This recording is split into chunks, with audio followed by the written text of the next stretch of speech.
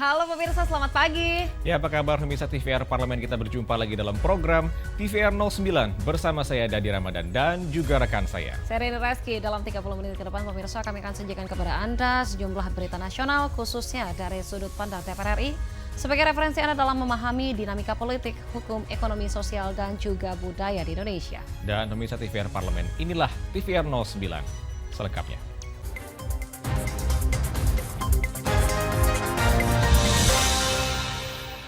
Kita awali TVR 09 pagi ini dengan berita terkait Kementerian Agama yang mewajibkan pelaku UMKM untuk memiliki sertifikat halal sesuai Undang-Undang tentang Jaminan Produk Halal. Untuk itu Komisi 8 DPR RI mendorong pelaku UMKM memanfaatkan program itu guna menjamin kehalalan produk kepada masyarakat.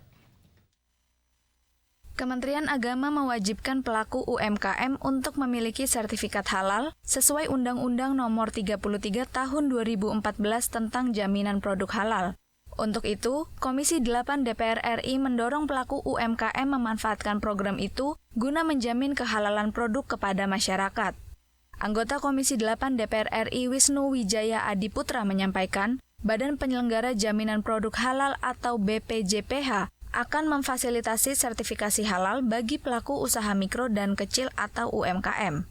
Sertifikasi halal akan menjamin masyarakat bahwa produk yang dikonsumsi merupakan produk halal dan sesuai dengan syariat Islam.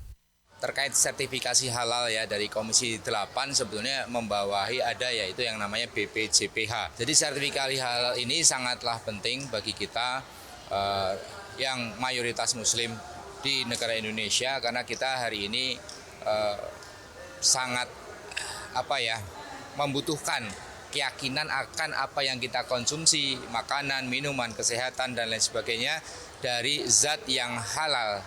Itu sih pertimbangan utamanya. Jadi selain sertifikasi halal, maka kita akan mendapatkan makanan yang sehat insya Allah dan bergizi tentunya. Lebih lanjut, Wisnu menambahkan, sertifikasi halal pada produk UMKM sangat penting untuk meningkatkan citra positif pelaku usaha. Saat ini, BPJPH kembali menyediakan kuota sertifikasi halal gratis melalui aplikasi Si Halal, sehingga UMKM diberikan kemudahan untuk memenuhi kewajiban sertifikasi halal. Aditya dan Dodi, TVR Parlemen, melaporkan. Pemirsa, kita beralih ke berita selanjutnya dari Komisi 6 DPR RI mendukung pertumbuhan investasi yang inklusif, tentunya terbuka dan juga berdampak langsung bagi masyarakat sekitar. Sehingga diharapkan mampu meningkatkan kesejahteraan dan juga perekonomian masyarakat. Komisi 6 DPR RI mendukung pertumbuhan investasi yang inklusif, terbuka, dan berdampak langsung bagi masyarakat sekitar. Sehingga diharapkan mampu meningkatkan kesejahteraan dan perekonomian masyarakat. Anggota Komisi 6 DPR RI Herman Khairon mengatakan, investasi merupakan hal penting bagi pertumbuhan ekonomi dan kemajuan daerah. Untuk itu, pencapaian target realisasi investasi yang optimal diperlukan dengan memberikan kemudahan perizinan di daerah, sehingga menciptakan lapangan pekerjaan dan meningkatkan pendapatan negara. Mendukung terhadap peningkatan investasi, mendorongnya lebih baik lagi investasi dalam negeri, dan tentu kami juga menginginkan investasi ini sederas mungkin masuk negara ini, namun tentu tadi harapannya bisa lebih terbuka, kemudian bisa memberikan dampak kesejahteraan terhadap masyarakat, baik yang bekerja maupun di sekitarnya. Sementara itu, anggota Komisi 6 DPR RI Muhammad Hussein Fadlullah menilai, penanaman investasi yang dilakukan pihak asing maupun lokal harus memberikan dampak positif bagi masyarakat. Selain itu, perbaikan iklim investasi, baik nasional maupun daerah, sangat dibutuhkan untuk mencapai pertumbuhan ekonomi. Terkait dengan perizinan, kemudahan perizinan, ya itu memang masih menjadi salah satu kendala yang harus terus diperbaiki karena tidaklah mudah untuk menarik investasi dari luar ya. Memang itu menjadi pekerjaan PR yang utama yang kita juga tahu bahwa target Indonesia ini masuk ke 40 besar ease of doing business-nya. Ya, sekarang masih di 73, nah itu harus terus diperbaiki. Mario, TVR Parlemen, melaporkan. Usai pelaksanaan pemungutan suara pemilu 2024, DPR RI meminta segenap masyarakat Indonesia untuk turut berpartisipasi aktif menjaga suasana damai dan kondusif di tanah air. Dan informasinya akan kami hadirkan sesaat lagi. Pemirsa, jangan kemana-mana, tetaplah bersama kami di TVR 09.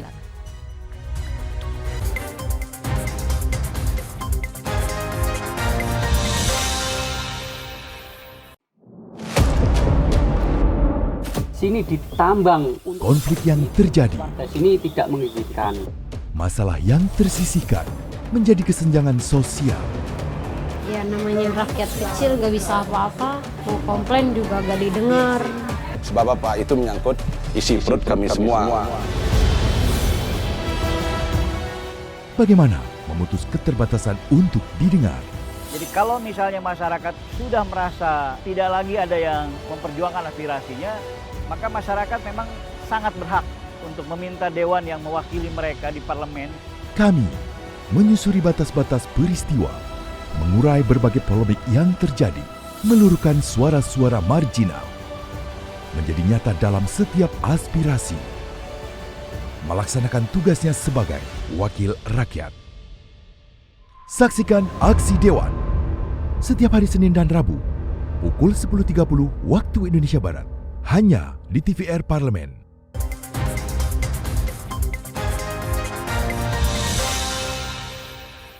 Kita kembali di TVR 09. Pemirsa, anggota Komisi 6 DPR RI Herman Hairon mengapresiasi kinerja kelompok penyelenggara pemilu dan masyarakat umum atas terselenggaranya pemilu yang aman, adil, dan legitimasi.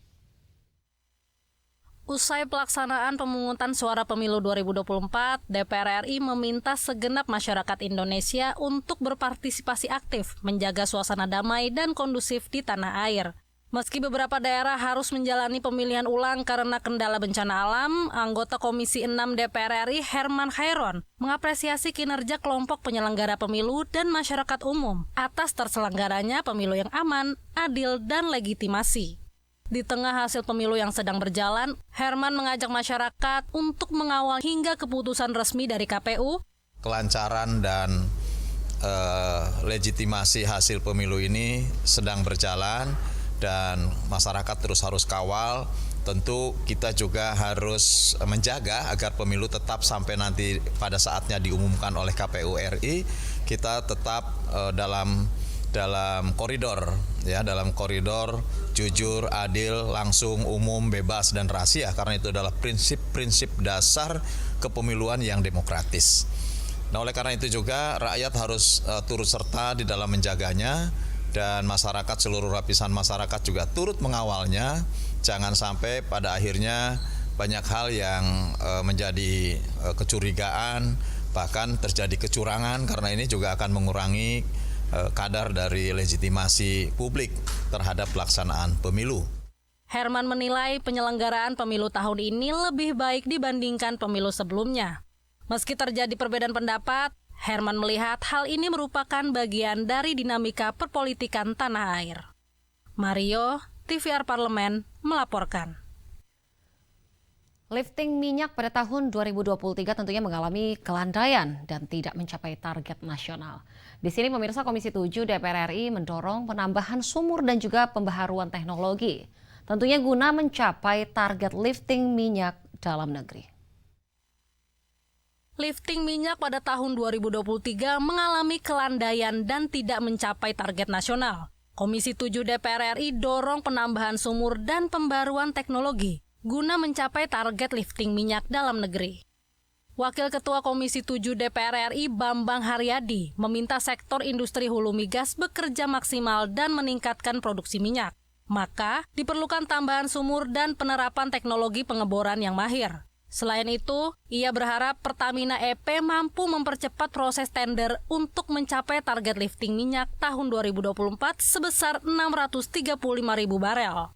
Selain penambahan sumur juga peningkatan teknologinya kan. Kita masih melihat bahwa penggunaan teknologi di sektor hulu ini masih agak telat gitu lah. Makanya kita mendorong ada peningkatan teknologi untuk meningkatkan produksi lifting itu sendiri gitu. Ada beberapa hal, misalnya keterlambatan dalam proses proyek-proyek strategis. Kita berharap bahwa Pertamina Hulu Energi jauh lebih meringkas atau mempercepat proses tender-tender di sektor hulu, karena itu kita melihat akibat keterlambatan itu terjadi penurunan dari target yang kita tetapkan 2023 kemarin. Lebih lanjut, Bambang berharap dengan adanya restrukturisasi organisasi dalam badan PT Pertamina EP, sektor industri hulu migas bisa bekerja secara maksimal, terutama dalam memenuhi target lifting, yakni 1 juta barel pada tahun 2030.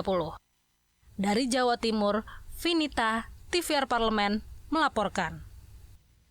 Pemirsa, peringatan Isra Mi'raj Nabi Muhammad SAW diharapkan mampu jadi momentum meningkatkan animo jamaah serta para muzaki, juga menghidupkan Masjid Baitur Rahman sebagai sentral kegiatan umat muslim di lingkungan parlemen. Peringatan Isra Mi'raj Nabi Muhammad SAW diharapkan mampu jadi momentum meningkatkan animo jamaah serta para muzaki, juga menghidupkan Masjid Baitur Rahman sebagai sentral kegiatan umat muslim di lingkungan parlemen.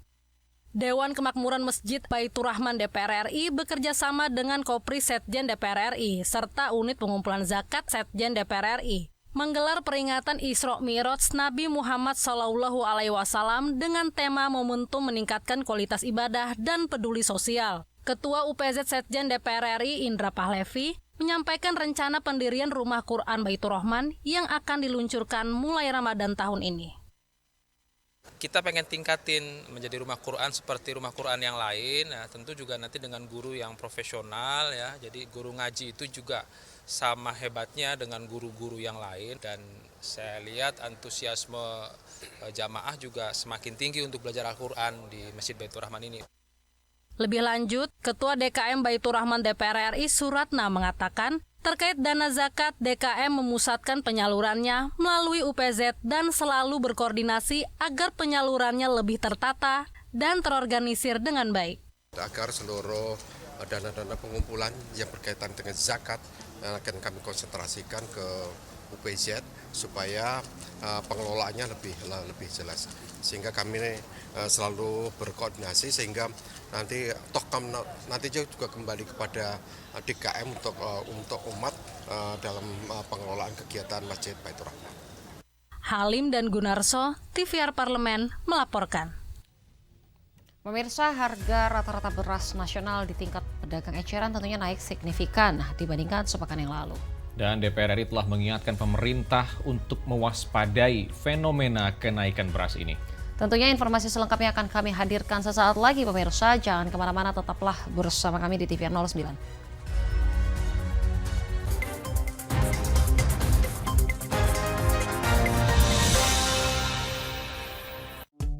DPR RI memiliki fungsi diplomasi dalam menjalankan politik luar negeri sesuai dengan pasal 116 Undang-Undang MD3. Kontribusi aktif BKSAP DPR RI memainkan peranan penting dalam memenangkan persaingan global melalui IPU, IPA, IPPF, IPA, dan PUIK. BKSAP memiliki komitmen yang tinggi dalam krisis kemanusiaan dunia. Fungsi diplomasi dijalankan untuk mendukung upaya pemerintah dalam melaksanakan politik luar negeri.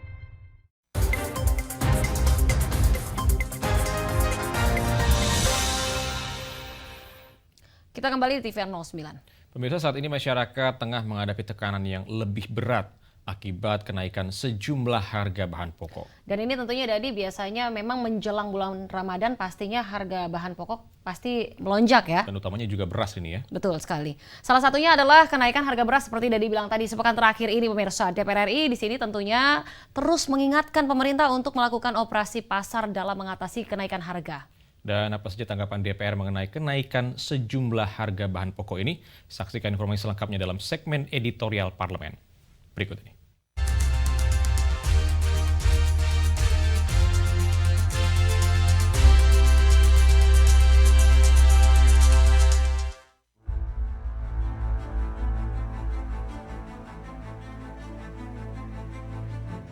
Dikutip dari data Badan Pangan Nasional atau Bappenas, harga beras medium terus naik sejak awal 2024.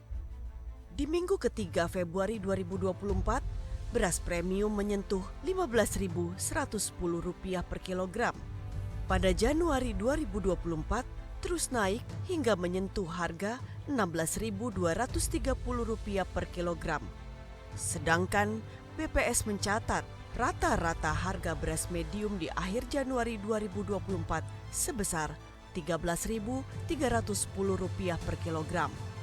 Kemudian, pada minggu ketiga Februari 2024 atau pekan lalu, melesat naik mencapai Rp14.380 per kilogram atau naik 2,92% dibandingkan Januari 2024. Hingga Februari 2024, tren kenaikan harga beras tercatat sudah berjalan hampir setengah tahun. DPR RI telah mengingatkan pemerintah untuk mewaspadai fenomena kenaikan beras. Pasalnya, ada kejanggalan dalam kenaikan harga beras. Dengan ketersediaan yang memadai, seharusnya kenaikan harga beras dapat dikendalikan. Tak heran, banyak pihak menduga kenaikan harga beras ditenggarai oleh permainan oknum mafia yang dominan menguasai hulu hingga hilir. Ketika impor juga udah dilakukan dan panen sebenarnya juga berjalan dengan baik karena nyaris tidak ada gangguan sebenarnya walaupun di Tenggareng ada El Nino, tetapi panen di tingkatan petani itu juga tidak menemui kegagalan. Maka menurut saya kenaikan harga beras ini menjadi tanda tanya besar. Apakah ada pihak-pihak yang mengambil untung dari harga beras yang naik ini? Karena apa ya? Karena memang kartel beras itu ada. Penguasaan dari hulu ke hilir di tangan kartel itu kan sudah luar biasa dan itu banyak. Saat ini masyarakat menghadapi tekanan yang lebih berat seiring kenaikan harga sejumlah bahan pokok. Selain beras, harga minyak goreng, cabai merah, gula pasir, dan telur ayam juga ikut merangkak naik. Kelangkaan beras dan harganya yang terus merangkak naik membuat pemerintah harus mengambil solusi impor. DPR RI menegaskan, impor hanya boleh dilakukan di luar musim panen agar tidak merugikan petani. Kalau urusan kelangkaan beras, selama produksi dalam negeri kita tidak memadai, apalagi ada El Nino, gejala El Nino yang memang terbukti betul-betul mempengaruhi masa tanam kita termasuk masa panen kita, pasti tidak bisa diatasi. Ya cara satu-satunya kalau produksi kita kurang itu pasti harus impor. Nggak mungkin kita membiarkan rakyat kita mengalami kekurangan pangan, nggak mungkin. Tetapi kita sarankan supaya impornya diatur tidak pada saat musim panen. Dalam hal ini, pemerintah seharusnya bisa menghentikan kenaikan harga beras yang kerap kali terjadi jelang Ramadan dan Idul Fitri. Strategi pertanian, distribusi, serta data yang masih serampangan harus segera diperbaiki. Bahkan beberapa kawan sempat ngecek ya di toko-toko, mengecek toko-toko besar itu sempat nggak ada gitu loh. Ya dengan harga sudah tinggi, barang juga nggak ada. Nah ini kan mengkhawatirkan, apalagi ini sebentar lagi kita ketemu dengan bulan Ramadan, kemudian Idul Fitri. Itu yang saya ingatkan kepada pemerintah, saya minta jaminan soal ketersediaan ya bahan pokoknya ini, beras dan juga harganya yang harus terjangkau oleh masyarakat gitu. Agar masyarakat kecil tidak semakin menderita akibat tingginya harga bahan pokok, DPR RI mendesak pemerintah gencar melakukan operasi pasar, menindak tegas oknum mafia pangan, dan memberikan bantuan sosial. Tim Liputan, TVR Parlemen melaporkan.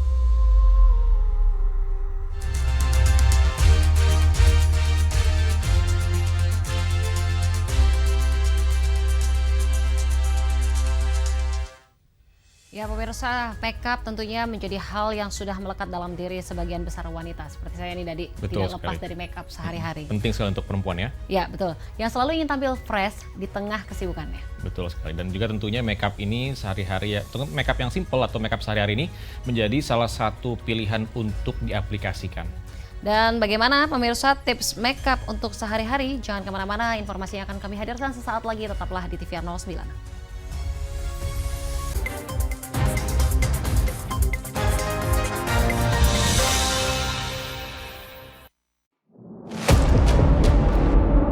Sini ditambang. Konflik yang terjadi, Sini tidak mengizinkan.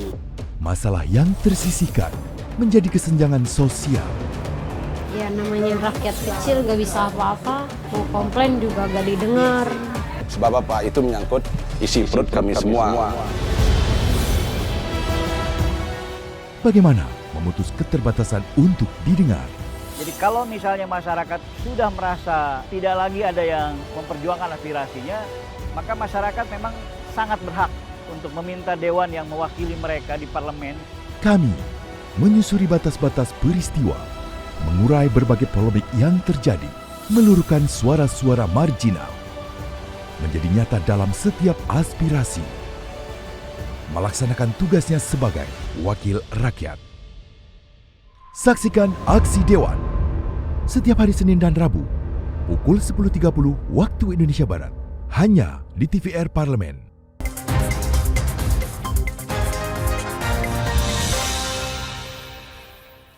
Kita kembali di TVR 09. Ya, pemirsa, kalau kita membahas terkait dengan makeup ini, sebelum mengaplikasikan makeup, hal utama yang harus diperhatikan yaitu adalah kebersihan tangan kita dan juga wajah tentunya. Dan tentunya Dadi, selain itu kita perlu juga memakai skincare biar pada saat pengaplikasian terlihat lebih menyatu. Dan juga semakin menyerap ya bahan-bahan dari makeup tersebut. Seperti pelembab atau sunscreen sebelum makeup dilakukan. Dan tanpa berlama-lama lagi, mari kita saksikan tayangan tips daily makeup look pada segmen In Tips, Informasi dan Tips.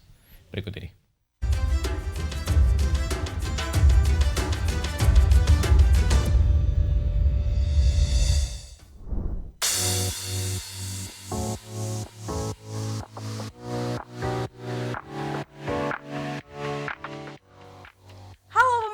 Parlemen. Di episode Intips kali ini, kami akan memberikan tips untuk makeup sehari-hari. Yuk ikutin prosesnya!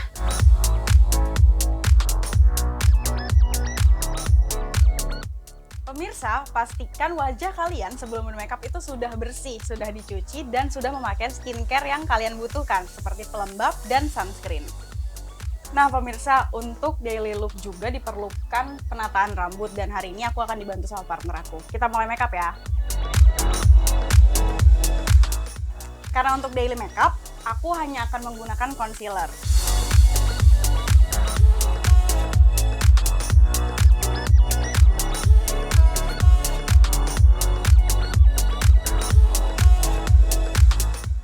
Nah, setelah concealernya rata, kita akan menggunakan bedak tabur untuk mengunci makeupnya agar tahan seharian.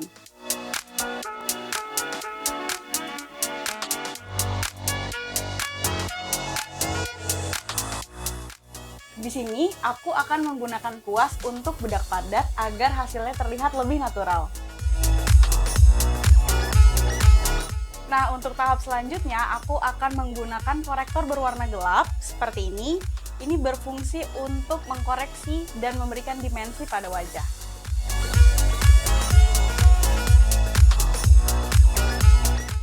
Tahap selanjutnya, setelah shading, kita akan memberikan warna pipi yang sesuai sama tone warna kalian untuk membuat kesan lebih segar lagi.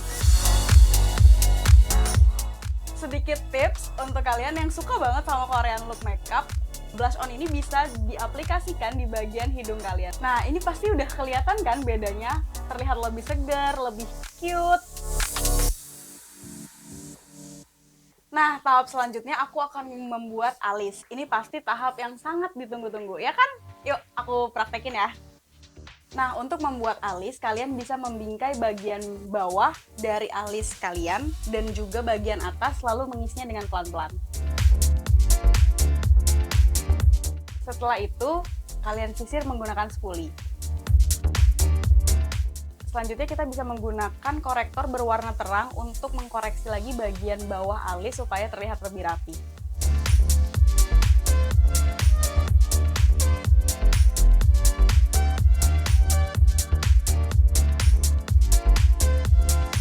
Setelah itu bagian yang kalian concealer tadi bisa ditutup dengan bedak.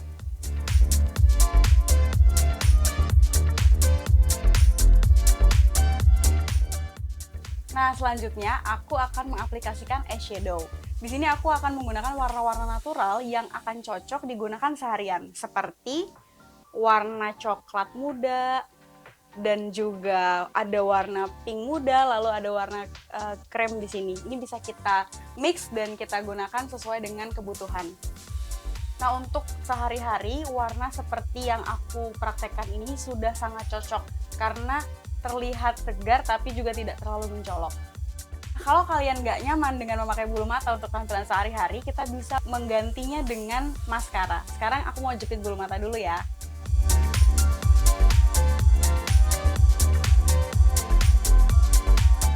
Oke, kita sampai di tahapan terakhir, pengaplikasian lipstick. Ini disesuaikan sama warna yang kalian suka ya.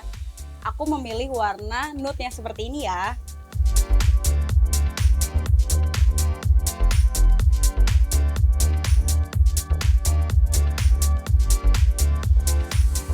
Nah pemirsa, ini dia hasil makeupnya. Makeup seperti ini bisa kalian gunakan sehari-hari dari pagi hingga sore. Dan pastinya kamu akan selalu kelihatan segar dan cantik seharian. Sampai ketemu di tips makeup selanjutnya. Dadah!